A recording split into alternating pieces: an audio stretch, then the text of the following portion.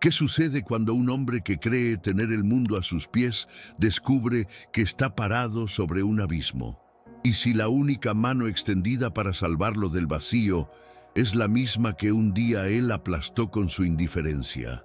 La vida, a veces, escribe historias que la ficción no se atreve a imaginar.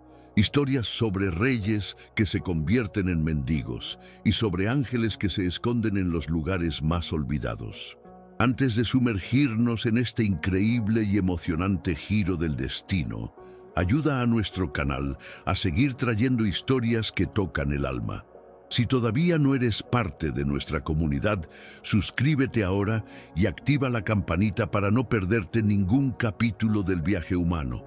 Deja tu like en este video, pues con él YouTube entiende que las historias de superación merecen ser compartidas.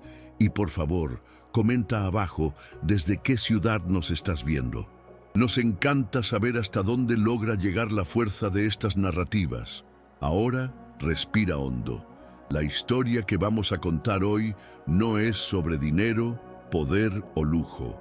Es sobre el precio de la arrogancia y el valor incalculable de un alma. Comienza en la cima del mundo, en un trono de cristal, donde un rey estaba a punto de descubrir de la forma más brutal que todo imperio tiene fecha de caducidad. El reino de Arthur Monteiro era el último piso de un imponente rascacielos, clavado en el corazón del distrito financiero, desde donde se tenía una vista panorámica y deslumbrante de la metrópolis al atardecer.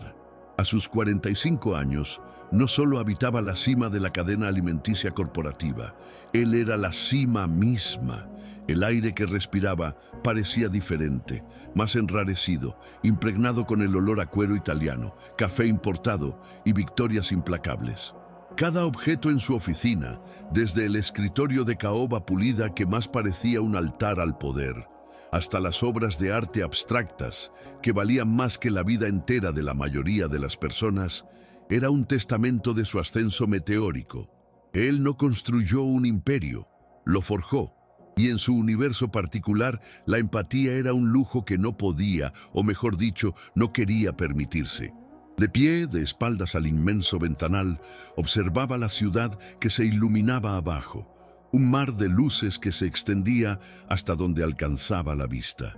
Su traje, impecablemente hecho a medida, no se arrugaba. Hablaba por teléfono, la voz calma, controlada, pero afilada como una navaja. No, Ricardo, no estoy pidiendo, estoy informando. La fusión se anunciará a las 9 de la mañana. Los términos son estos. Si la otra parte duda, recuérdales que la marea sube para todos, pero también puede arrastrar a los barcos más débiles al fondo del océano. Y yo controlo la marea. Colgó sin esperar respuesta, colocando el celular sobre el escritorio con una precisión fría. Al darse la vuelta, su rostro se reveló. Rasgos fuertes, una mirada penetrante y gris que no evaluaba personas, sino activos y pasivos. Para Arthur, el mundo era un tablero de ajedrez y se enorgullecía de estar siempre 10 movimientos por delante. Las personas no eran reyes, reinas o alfiles, eran peones, desechables. La humanidad era una variable confusa e ineficiente en sus ecuaciones de ganancia. Veía la amabilidad como una debilidad y la compasión como un error de cálculo. Sus empleados le temían y admiraban en la misma medida, llamándolo el titán a sus espaldas, pero ninguno de ellos se atrevería a mirarlo a los ojos por más de 3 segundos, por miedo a que pudiera ver sus inseguridades y usarlas para aplastarlos. Su vida era una fortaleza de éxito, construida con los ladrillos de la ambición y cimentada por la arrogancia. Se sentía absolutamente inquebrantable. Al final del día, Arthur descendió por el ascensor privado hasta el vestíbulo colosal del edificio. El mármol brillaba, y el silencio casi sagrado era roto solo por el sonido de sus costosos zapatos en el suelo. Los guardias de seguridad se tensaron discretamente a su paso mientras caminaba hacia su chofer, que ya lo esperaba en la puerta giratoria. Fue en ese momento que el universo decidió ponerle una prueba. El destino, con su sentido de la ironía cruel, adora plantar las semillas de la mayor derrota de un hombre en la cima de su gloria. Y la semilla de Arthur tenía un nombre, aunque a él nunca le importó saber cuál era. Afuera, acurrucada cerca de uno de los pilares de concreto para protegerse del viento frío que soplaba en la avenida, estaba una niña. No debía tener más de 7 u 8 años. Su cabello estaba enredado, el rostro sucio de hollín y su ropa, un vestido fino y un abrigo raído, era una broma contra la temperatura que descendía. Sostenía un pequeño trozo de cartón con una frase escrita con tiza: una ayudita para el pan de mañana. Era Lucia. Ella lo vio acercarse a ese hombre que parecía un rey saliendo de su castillo. En sus ojos infantiles, él no era bueno o malo, era simplemente grande. Grande en poder, grande en riqueza, quizás lo suficientemente grande como para tener un corazón del que le sobrara un pedacito para ella. Con el valor que solo la desesperación puede dar, dio un paso adelante, bloqueando tímidamente el camino de Arthur. Él se detuvo abruptamente. Su mirada no descendió a la niña de inmediato. Primero, fulminó a su guardia de seguridad con una mirada rápida e irritada que decía: ¿cómo permitiste esto? Solo entonces bajó los ojos. Y lo que vio no fue una niña necesitando ayuda.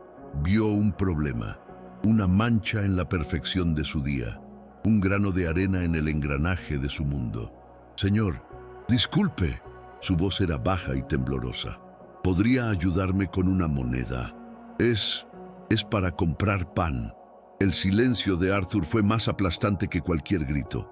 La analizó de arriba a abajo, y su rostro no demostró rabia ni pena, solo un profundo y gélido desdén. Era la mirada de quien ve algo insignificante, algo que no debería estar allí. No le dijo una palabra. En cambio, sacó del bolsillo un pañuelo de seda, se limpió los dedos como si hubiera tocado algo sucio e hizo una señal casi imperceptible al guardia. El hombre, corpulento, se acercó y con una firmeza entrenada, pero sin violencia, guió a la niña lejos. Circulando, niña, este no es lugar para ti. Arthur se ajustó la corbata y continuó su camino hacia el auto. Antes de entrar, se detuvo un instante y miró hacia atrás. Lucia estaba parada en la acera, mirándolo. Sus ojos no contenían rabia, sino una confusión profunda, un dolor que una niña no debería conocer. El dolor de no ser vista, de ser tratada como si no existiera. En ese momento podría haberlo cambiado todo. Un gesto, una palabra, un único billete de su billetera repleta, pero no lo hizo. En su mente solo estaba limpiando la suciedad de su camino. Entró en el auto de lujo. El olor a cuero nuevo lo envolvió y la puerta se cerró, ahogando el sonido de la ciudad y con él la existencia de aquella niña. La olvidó incluso antes de que el auto llegara a la primera esquina. Desde lo alto de su torre, Arthur se sentía el amo del universo. Mal sabía él que el universo acababa de anotar su nombre y estaba a punto de cobrarle cada gramo de aquella indiferencia, con intereses que jamás imaginaría poder pagar. La primera pieza del dominó acababa de ser derribada, y la caída sería larga y dolorosa. Los días que siguieron a aquel encuentro en la acera fueron para Arthur exactamente como todos los otros. Fueron una sucesión de victorias, de decisiones calculadas y de demostraciones de poder que reafirmaban su lugar en el universo. Orquestó la adquisición hostil de una empresa competidora, movió millones de dólares entre continentes con unos pocos clics y despidió a un director de larga data por un error que, en su visión, demostraba una imperdonable falta de ambición. Se movía por su mundo de cristal y acero con la certeza de un dios en su propio Olimpo, ajeno al hecho de que el hilo que sostenía su espada sobre el trono ya comenzaba a deshilacharse. La primera vibración en los cimientos de su imperio vino de un lugar inesperado. Un discreto informe en su monitor, proveniente de sus operadores en Asia, un pequeño país hasta entonces un paraíso de estabilidad para sus inversiones en tecnología, había sufrido un golpe político durante la noche. Las fronteras fueron cerradas, las comunicaciones cortadas y el mercado de acciones local congelado. Arthur leyó la noticia con el ceño fruncido por la molestia, no por la preocupación. Para él, las naciones eran como empresas. Algunas estaban mal administradas. «Ricardo», dijo por el intercomunicador, sin desviar los ojos de la pantalla. «Tenemos un incendio clase B en el sector 7.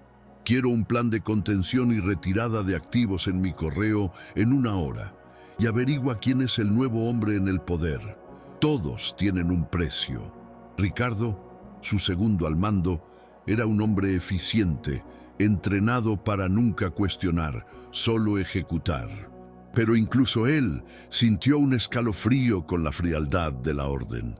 No había una palabra sobre la seguridad del equipo local, solo sobre la retirada de los activos.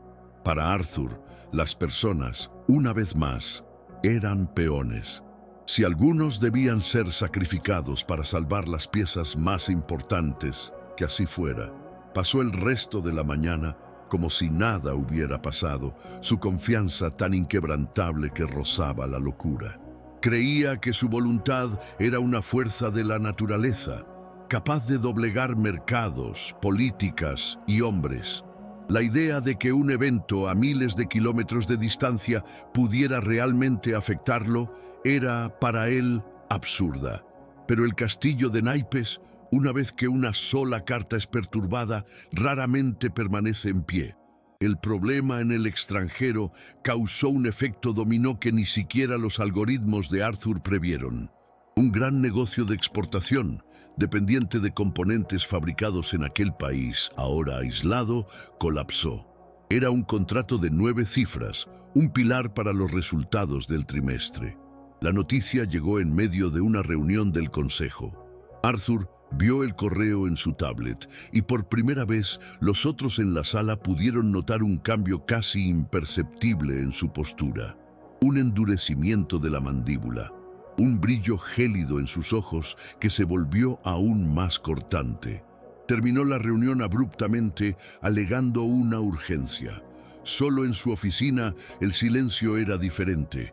Ya no era el silencio del poder, sino el silencio de la incertidumbre. Caminaba de un lado a otro, la fachada de calma comenzando a agrietarse, revelando la furia debajo. No era miedo, era la ira de un rey que ve a sus súbditos rebelarse. ¿Cómo se atrevían las circunstancias a no doblegarse ante él? Dio un golpe sordo en su escritorio de caoba, un acto de frustración que lo sorprendió. Hacía años que no perdía el control, ni siquiera por un segundo. En los días siguientes se convirtió en una tormenta de energía furiosa, trabajando 18 horas al día, su voz en el teléfono volviéndose más dura, sus órdenes más implacables. Intentaba tapar el agujero en el casco de su barco con sus propias manos, negándose a admitir que el agua ya estaba entrando más rápido de lo que él podía achicarla. Sus socios e inversores comenzaron a llamar. Al principio las preguntas eran cautelosas, pero pronto se volvieron más incisivas. El olor a sangre en el agua corporativa viaja rápido y los tiburones comenzaban a rondar. En una noche particularmente larga, mientras miraba gráficos de pérdidas que brillaban en rojo en la oscuridad de su oficina, algo extraño sucedió. Por un breve segundo, la imagen de un par de ojos grandes y confusos surgió en su mente. El rostro de una niña sucia de hollín parpadeó, irritado. ¿De dónde había venido eso? El recuerdo era un fragmento no deseado, una basura mental que su mente eficiente debería haber desechado. No hizo la conexión. No entendió que aquella imagen era un eco de su propia humanidad olvidada.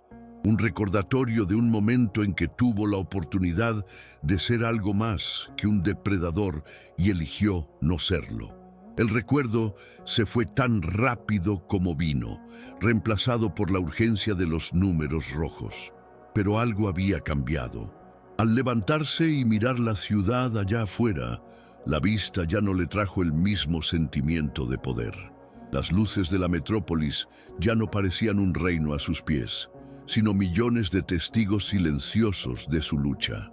Por primera vez en una década, Arthur sintió algo que pensaba haber erradicado de su alma, una minúscula y gélida gota de miedo.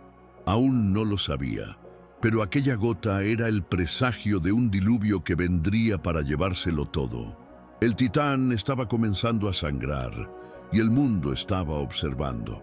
La gota de miedo que Arthur había sentido aquella noche solitaria en su oficina se transformó en un arroyo y en cuestión de una semana en una inundación abrumadora. La confianza que era el aire mismo que respiraba se estaba volviendo tóxica, envenenada por la desconfianza de todos a su alrededor. Las llamadas de los inversores, antes respetuosas, ahora eran ásperas, casi acusatorias. Las noticias en los periódicos financieros, que antes lo trataban como un Midas moderno, ahora usaban palabras como inestabilidad, preocupación y riesgo.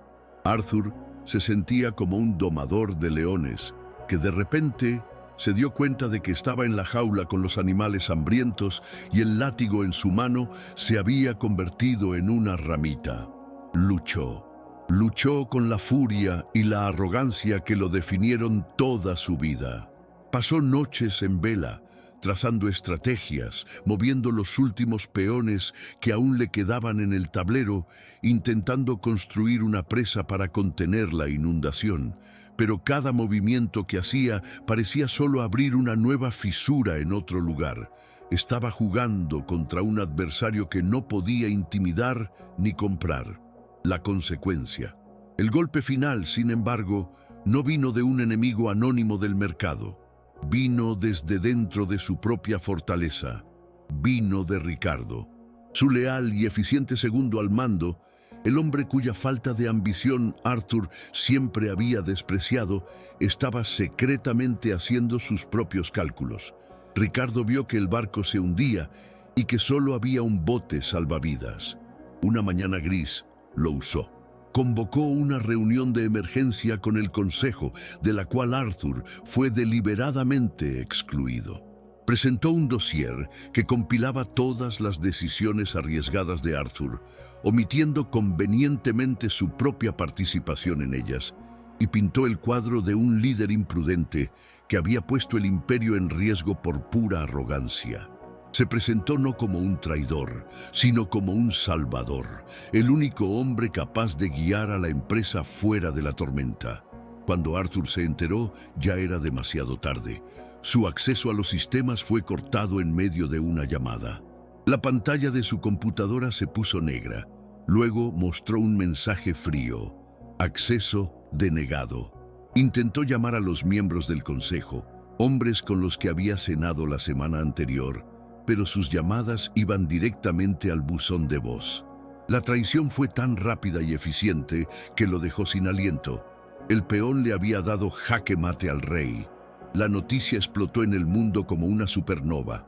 Arthur Monteiro fuera del mando de su propio imperio. Los titulares eran brutales. El mercado, que ya estaba inestable, entró en pánico. Las acciones de su empresa, que eran el cimiento de toda su fortuna personal, se desplomaron. En cuestión de horas, el valor de su patrimonio se evaporó. Los números en la pantalla eran tan catastróficos que parecían irreales. Miles de millones se convirtieron en millones, y millones en polvo. La caída pasó de lo abstracto a lo terriblemente concreto. Al día siguiente, agentes judiciales, hombres de trajes baratos y miradas impasibles llegaron a su penthouse. No se sintieron intimidados por su presencia. Al contrario, parecían sentir un cierto placer en desmantelar el santuario del hombre caído. Con etiquetas adhesivas comenzaron a marcar todo: las obras de arte, los muebles de diseño, incluso la bodega de vinos raros. Cada etiqueta era un clavo en el ataúd de su antigua vida. Le dijeron, con una cortesía cruel, que todos sus bienes estaban congelados y que tenía 24 horas para retirar sus objetos personales. Vagó por el apartamento como un fantasma, tocando los objetos que ya no eran suyos. El hombre que controlaba un imperio global ya no tenía control ni sobre su propia casa. La rabia se había agotado, dejando atrás un vacío helado y pesado. Miró su reflejo en el cristal oscuro del ventanal, la silueta de la ciudad flotando detrás de él como un espectro. No reconoció al hombre que veía. ¿Dónde estaba el titán? ¿Dónde estaba el rey? Todo lo que quedaba era un hombre de hombros caídos, con el terror silencioso estampado en los ojos. Hizo una pequeña maleta, poniendo algo de ropa y un reloj antiguo que había pertenecido a su padre, el único objeto allí que tenía más valor sentimental que monetario. Cuando salió, no usó el ascensor privado. Bajó por el de servicio, un camino que ni siquiera sabía que existía. En el vestíbulo trasero, los empleados que antes se inclinaban a su paso, ahora desviaban la mirada, fingiendo estar ocupados. Nadie quería ser asociado con el fracaso. El sonido de la puerta de servicio cerrándose detrás de él fue el sonido final de su antiguo mundo cerrándose para siempre. Se encontró parado en la acera fría, con una pequeña maleta en la mano, bajo las luces de la ciudad que un día llamó suya. Los autos pasaban, la gente corría, el mundo seguía girando, indiferente a su existencia. Allí, despojado de su nombre, de su fortuna y de su poder, Arthur Monteiro dejó de existir. En su lugar, solo quedaba un fantasma, atormentado por el eco ensordecedor de su propia caída. La primera noche fue la más brutal. Arthur, con su pequeña maleta en mano, caminó sin rumbo por las calles iluminadas de la ciudad. El instinto lo llevó a buscar un hotel, un lugar anónimo y barato donde pudiera esconderse e intentar procesar el cataclismo que había sido su vida en las últimas 48 horas. Encontró uno, con una fachada desgastada y un letrero de neón que parpadeaba fallidamente.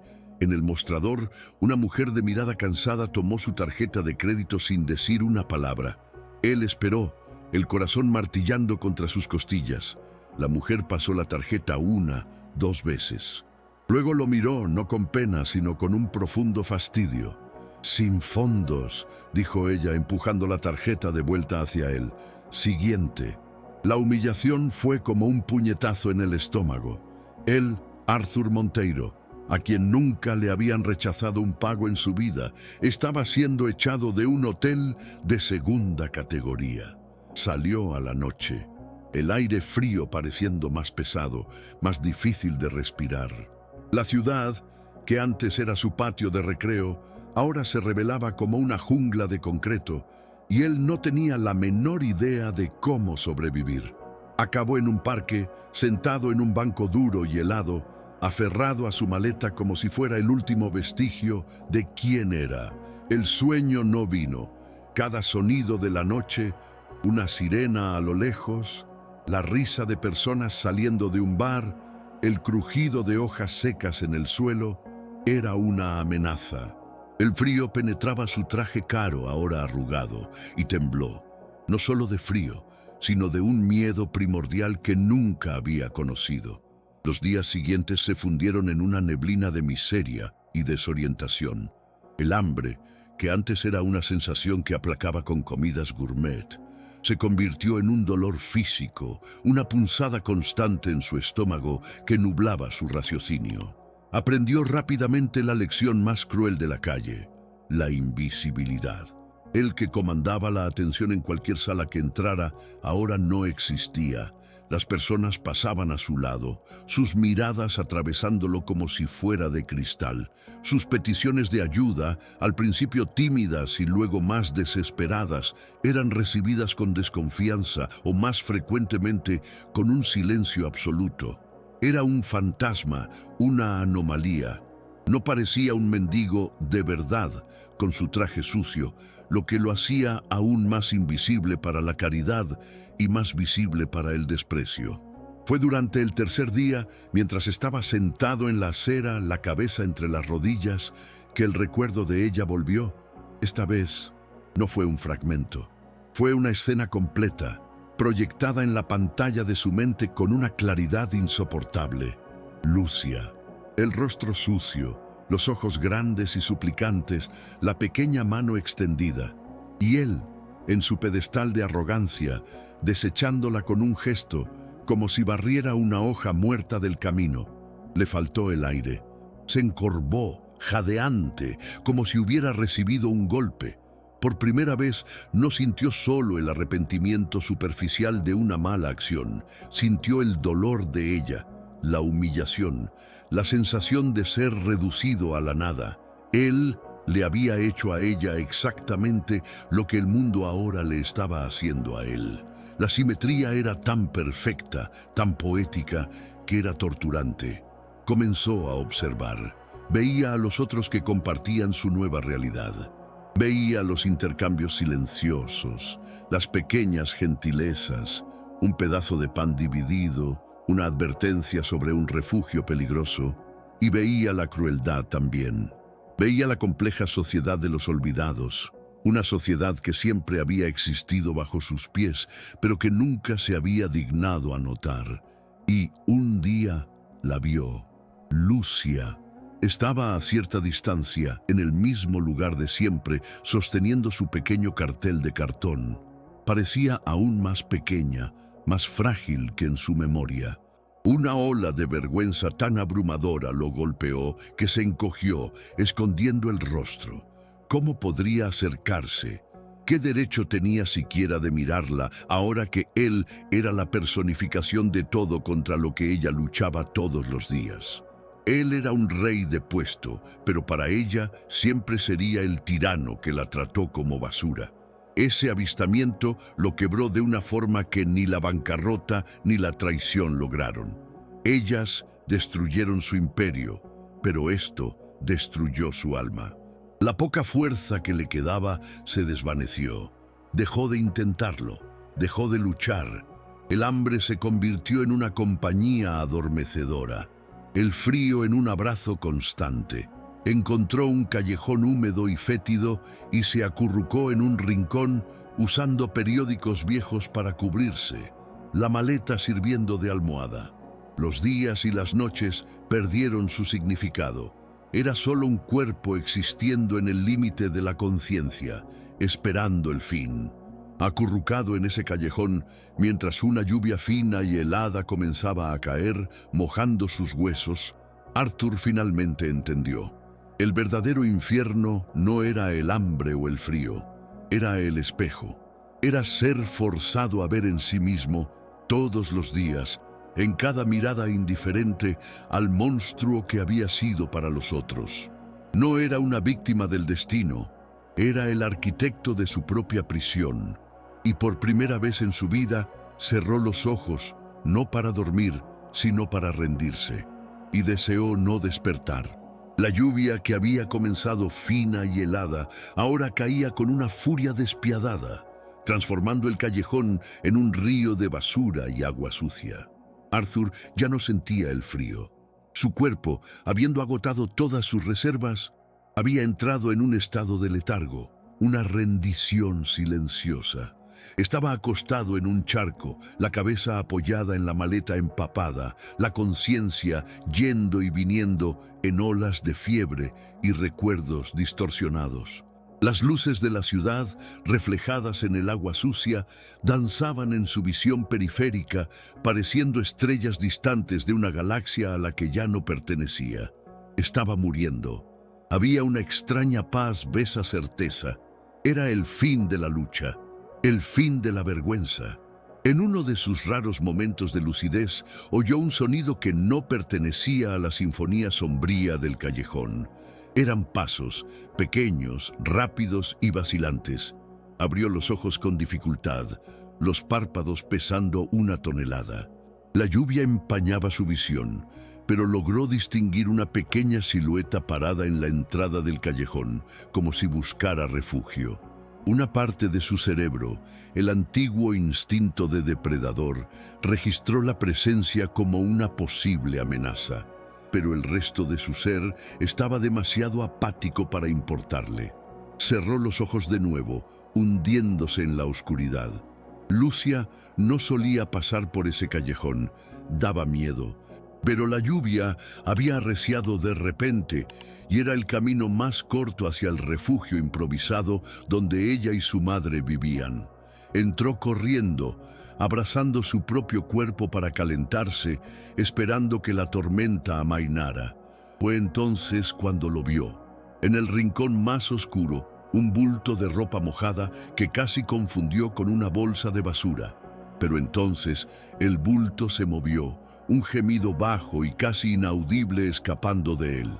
El corazón de Lucia se disparó. Su madre siempre le advertía que se mantuviera alejada de extraños, especialmente en los callejones. Estaba a punto de correr de vuelta a la calle, pero algo la detuvo. Un resquicio de luz de un poste lejano iluminó una de las manos del hombre. Y en la muñeca había un reloj. Era un reloj bonito, incluso cubierto de lodo. La correa de metal brillaba débilmente. Lucia no entendía de marcas o valores, pero en su mundo las cosas eran simplemente útiles o inútiles, y un reloj era útil. La curiosidad, una fuerza poderosa en una niña de 8 años, venció al miedo. Dio un paso, luego otro, sus pies chapoteando en el agua. Al acercarse, inclinó la cabeza, tratando de ver el rostro del hombre que estaba vuelto hacia la pared. Llevaba los restos de un traje, la tela fina ahora pegada a su cuerpo delgado.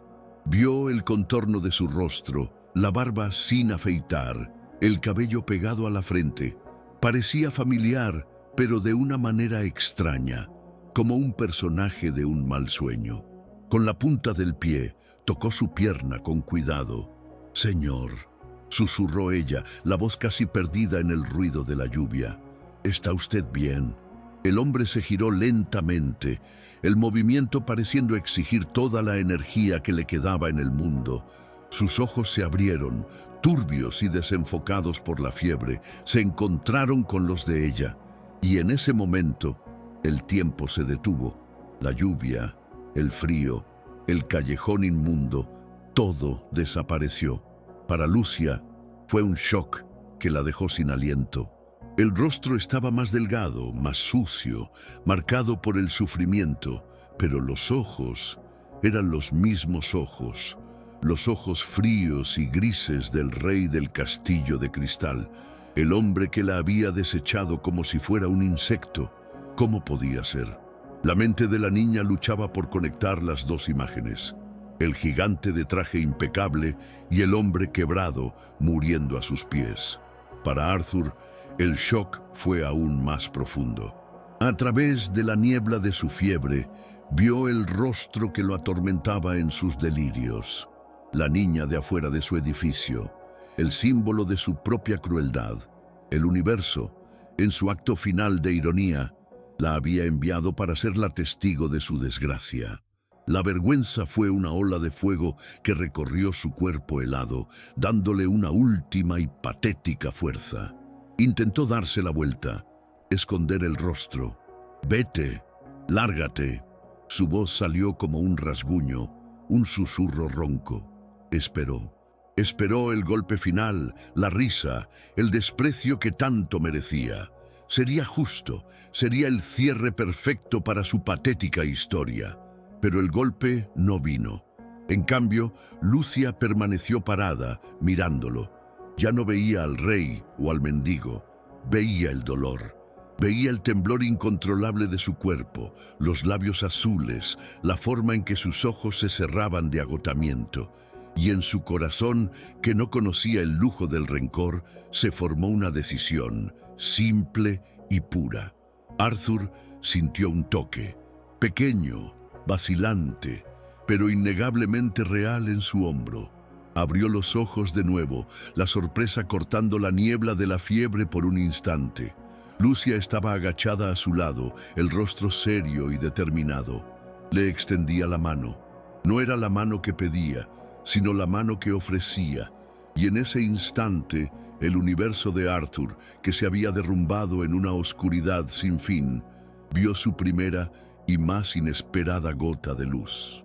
El toque de Lucia en su hombro fue como un ancla, impidiendo que su conciencia se perdiera del todo en la marea oscura de la fiebre.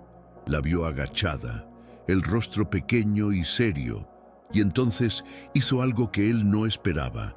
Se levantó y con una autoridad que desmentía su tamaño, dijo en un susurro firme: «Espere aquí, no se vaya». Y entonces se dio la vuelta y corrió, desapareciendo en la cortina de lluvia y en la oscuridad del callejón. Arthur se quedó solo de nuevo, pero algo había cambiado. La soledad ahora estaba marcada por una pregunta: ¿volvería? Una parte de él, el cínico que aún vivía en sus ruinas, se burló de la idea. ¿Por qué volvería? ¿Para qué? Pero otra parte, una parte que no sabía que aún existía, se aferró a aquella orden infantil como un náufrago a un trozo de madera. «Espere aquí». Y entonces esperó. Cada segundo se arrastraba y la frágil esperanza comenzaba a disolverse en el frío. Pero entonces oyó los pasos de nuevo. Esta vez no eran solo los pasos ligeros de Lucia, sino también un par de pasos más pesados y apresurados. La silueta de Lucia reapareció y no estaba sola. Sostenía la mano de una mujer que miraba hacia el fondo del callejón con una expresión de miedo y determinación. Era su madre. Lo sacaron de la inconsciencia y juntas la mujer y la niña lo pusieron de pie. El trayecto fue una mancha de dolor y confusión para Arthur. Era un peso muerto, apoyado en dos figuras que parecían demasiado frágiles para sostenerlo. Pasaron por calles estrechas y oscuras que nunca supo que existían, entrando en un edificio antiguo y decrépito, subiendo tramos de escalera con olor a moho y desesperación. La puerta a la que lo llevaron se abrió a una única habitación. Era minúscula, una cama matrimonial en un rincón, un pequeño colchón en el otro, una mesa, dos sillas, una estufa de dos hornillas y un pequeño refrigerador amarillento que roncaba fuerte. Era todo, pero estaba impecablemente limpio. Era un hogar pobre, pero un hogar que luchaba contra el caos del mundo de afuera. Lo acostaron en el colchón del suelo, que Lucia rápidamente cubrió con una sábana fina y una manta áspera, pero seca. La madre, cuyo nombre descubriría más tarde era María, lo miró con desconfianza. Vio el reloj en su muñeca, los restos de su traje caro. Él no pertenecía a ese lugar, pero también vio la fiebre en sus ojos, la manera en que temblaba incontrolablemente, y vio la súplica en la mirada de su hija. Sin decir una palabra, se dirigió a la pequeña estufa. Arthur observaba todo a través de una niebla. Veía a Lucia sentada en el suelo cerca de él, observándolo no con pena, sino con una curiosidad solemne. Veía a la madre moverse con una eficiencia silenciosa, cortando una cebolla, una papa y una zanahoria en una olla con agua. Eran probablemente las únicas verduras que tenían. El sonido de la llama de la estufa encendiéndose fue el sonido más reconfortante que jamás había oído. Pronto, un olor llenó la pequeña habitación. No era el aroma complejo de la alta cocina a la que estaba acostumbrado, sino algo infinitamente más poderoso. Era el olor a comida de verdad, a sustento, a cuidado. María sirvió el caldo ralo con los pocos trozos de verduras en un tazón de plástico astillado y se lo entregó a Lucia. La niña se acercó a Arthur y se arrodilló a su lado. ¿Puede sostenerlo?, preguntó ella. Las manos de Arthur temblaban tanto que apenas podía cerrar los dedos.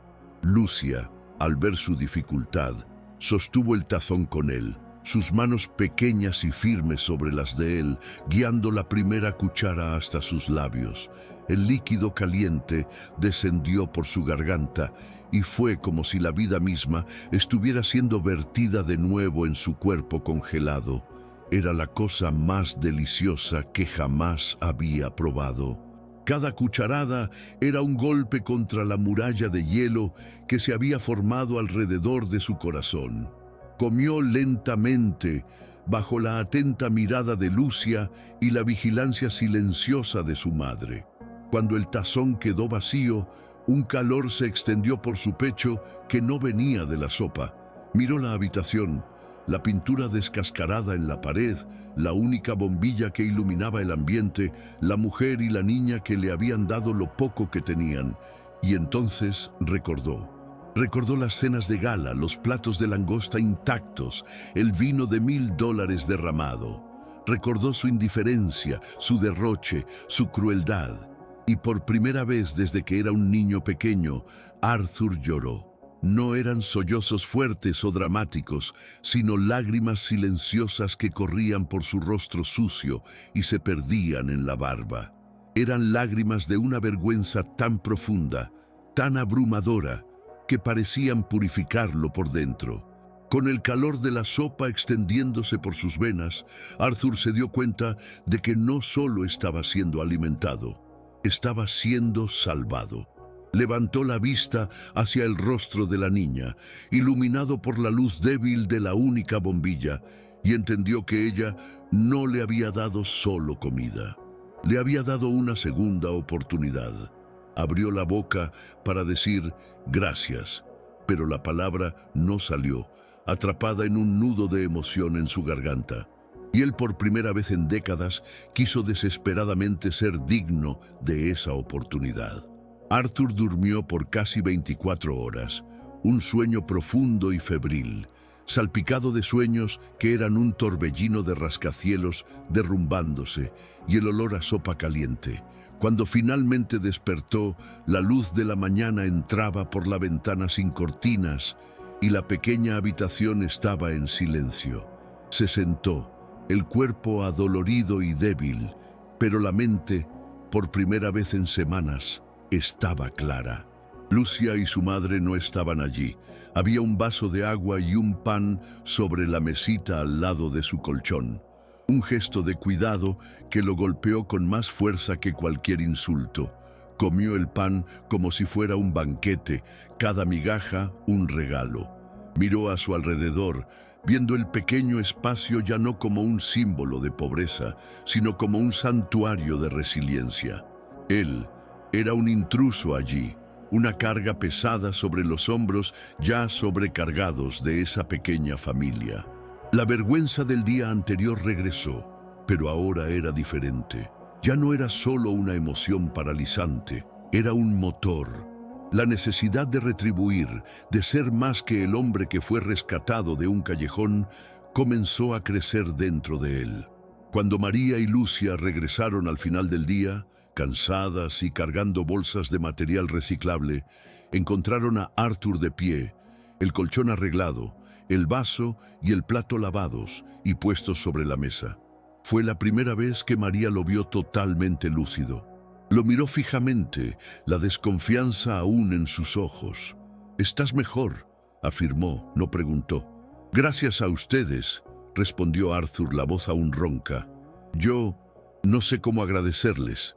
«No es necesario», dijo María cortante, comenzando a separar el contenido de las bolsas. «Solo recupérate y sigue tu camino. No podemos mantener otra boca». Las palabras eran duras pero justas. Arthur sintió la punzada. «Sigue tu camino, pero ¿a dónde?». No tenía a dónde ir. «Lo perdí todo», dijo la confesión saliendo con una dificultad inmensa. «Mi nombre, mi dinero, mi casa, todo». María dejó lo que estaba haciendo y lo miró. No ofreció compasión. Su vida le había enseñado que la compasión no llena el estómago. Pero vio la verdad desnuda en sus ojos, la desolación de un hombre que había caído desde una altura que ella apenas podía imaginar. «Bienvenido al mundo real», dijo ella con una pizca de amarga ironía antes de volver al trabajo. En los días que siguieron, Arthur permaneció, un fantasma silencioso en el rincón de la pequeña habitación. Se recuperaba lentamente, pero, más importante, observaba. Veía a María salir antes del amanecer para un trabajo de limpieza y volver para pasar horas separando la basura que recolectaba por la noche. Veía a Lucia, que debería estar en una escuela ayudando a su madre, sus dedos pequeños y ágiles separando plástico de cartón. Aprendió que la niña había dejado los estudios porque su madre no podía comprar los útiles escolares. Cada detalle de esa rutina de supervivencia era un cuchillo en su corazón. El punto de inflexión llegó una noche, mientras observaba a María hacer sus cuentas en un cuaderno viejo y arrugado. Su frente estaba fruncida por la preocupación y la oyó suspirar, dándose cuenta de que, una vez más, el dinero no sería suficiente para el alquiler y la comida.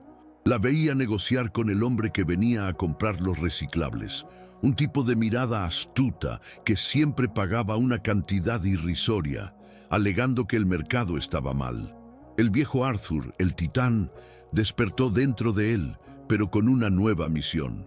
Veía la ineficiencia, la explotación, la oportunidad. Con una vacilación que le era extraña, se acercó.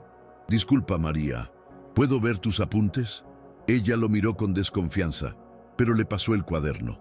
Para ella, solo eran números confusos. Para Arthur, era un balance financiero. Tomó un trozo de carbón de la estufa apagada y en el reverso de un pedazo de cartón comenzó a trabajar. Analizó el volumen que ella recolectaba, el precio que recibía. Hizo preguntas sobre los otros recolectores del edificio, sobre los costos. En media hora tenía un plan. «Les están robando», dijo, la voz firme, pero sin arrogancia. «Este hombre que les compra es un intermediario. Les paga un tercio de lo que el material realmente vale». María se rió, un sonido sin alegría. «¿Y qué podemos hacer? Es el único que viene hasta aquí». «No», dijo Arthur, sus ojos brillando con una intensidad que ella no había visto desde que lo encontró. «Si se unen todos los recolectores de este barrio, pueden llenar un camión. Y si llenan un camión, pueden vender directamente al depósito central, en la zona industrial, sin intermediario. Sus ganancias podrían duplicarse, quizás triplicarse». La noche siguiente, Arthur, el hombre en un traje andrajoso, estaba de pie en medio del patio del edificio, rodeado por una docena de personas de miradas cansadas y desconfiadas. María, a regañadientes, había convocado a los otros.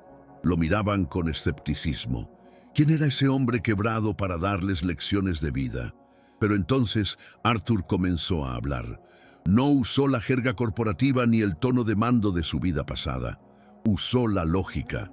Dibujó gráficos en el suelo de tierra con un trozo de ladrillo. Les mostró los números de una forma que podían entender. Habló no de ganancia, sino de dignidad, de útiles escolares para sus hijos, de un plato de comida más en la mesa. No los trató como peones, sino como socios. En el brillo de los ojos de aquellas personas, Arthur no vio la adoración temerosa de sus antiguos subordinados, sino algo mucho más valioso: la confianza. Ya no estaba reconstruyendo un imperio de dinero. Estaba ayudando a construir una fortaleza de dignidad. En ese patio sucio, bajo la luz de una única bombilla, encontró un nuevo tipo de sala de juntas y una misión que valía más que todas las fortunas que alguna vez tuvo. Y por primera vez en su vida, se sintió verdaderamente rico. 6 meses después, el patio del antiguo edificio ya no era un espacio de desconfianza, sino el corazón palpitante de una pequeña revolución.